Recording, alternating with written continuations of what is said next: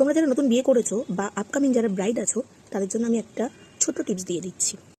এই টিপসটা তোমাদের জীবনে কিন্তু ভীষণ উপকারী। তোমরা যারা শ্বশুর বাড়িতে খুব ভালো বৌমার খেতাব অর্জন করতে চাও তারা আমার এই টিপসটা কিন্তু নোট করে রেখো। করো করো করো নোট করো। জাস্ট একটা লাইন, 3টে শব্দ, তাহলে দেখবে তুমি তোমার শ্বশুর বাড়িতে একদম ফেমাস বৌমা হয়ে গেছো। এই 3টে লাইনের মধ্যে কি কি আছে? সব দোষ আমার। বোঝা গেল? সব দোষ আমার। যা কিছু হবে মাথা নিচু করে শুধু বলে যাবে সব দোষ আমার। সকালবেলা কাজের লোক আসছে না, সব দোষ আমার। শুক্তো রান্না হবে, সব সবজি এসছে, উচ্ছে আসেনি, তাতেও বলতে হবে সব দোষ আমার।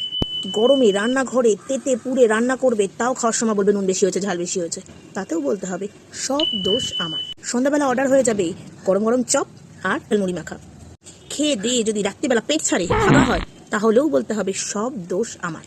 তাহলে দেখবে শাশুড়িও খুশি, দেওর ভাসুর বর সবাই খুশি।